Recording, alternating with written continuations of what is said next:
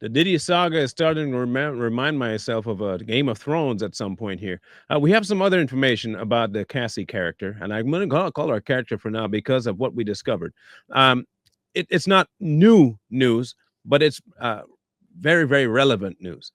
When she left her relationship with Diddy in late 18, and she had her first child in late 19 with her now husband, Alex Fine.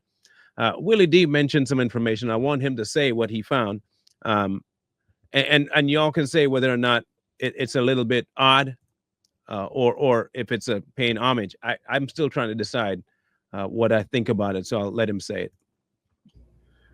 Family, this woman named her daughter after the man who she claims terrorized her. After she left him, she had a baby with another guy who she married and named her daughter after a name that this abuser used to check into hotels and for other anonymous dealings. Now, the name is one Frankie Stone Fine. Frankie Stone is the alias that Diddy would use to check into hotels and get other services when he was trying to plan, prep, and do said freak-offs. So here lies the question. If Diddy was as abusive as she claimed in her lawsuit, which she didn't really claim in her testimony, by the way, but if he was as nefarious as they claim in her lawsuit, why, after leaving the abuser, would you take time to not only reference, but with your new husband, name your child after the one alias that was pivotal to the onset of said abuse?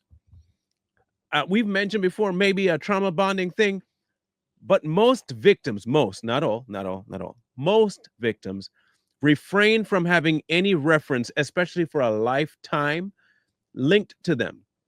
Like, okay, you have Frankie Stone as the alias. Now you have a child named Frankie Stone, and this child will be with you, looking at you, talking to you. You have to call that name over and over and over and over. And the question is, why would you name your child that? The only thing we can come up with is that it wasn't necessarily a traumatic issue going to these places with that alias on the books. It for all we know, she might have been the one to pick the name.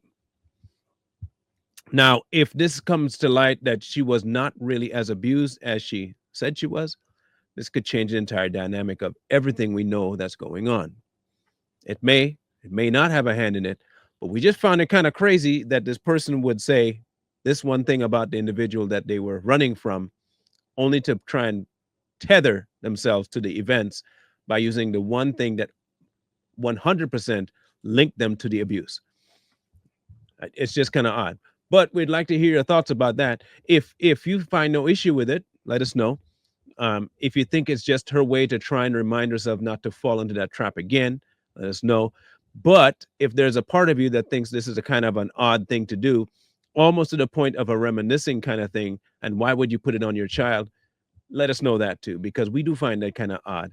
We're not saying what she should or shouldn't do with her life. That's on her. However, we can look at things and say, that's kind of weird. That's kind of odd. What's up with that? If you have the same questions, please let us know in the comment section below. Training athletes, building leaders, changing communities. At Mentors for Life, sponsored by the Bully Me Bad Project, we provide free professional sports training and mentorship to youth with passion, drive, and the desire to grow. We connect them with top-tier coaching and leadership tools that unlock their full potential.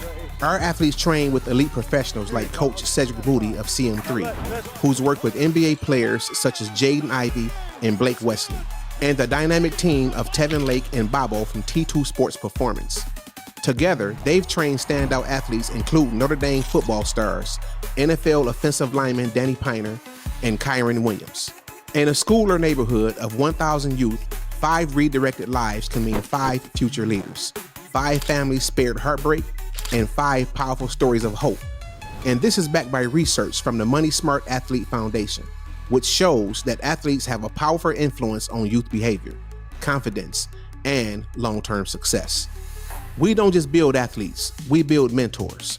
High school students who complete our program will become certified Mentors for Life members and will be paid to speak, lead, and coach the next generation.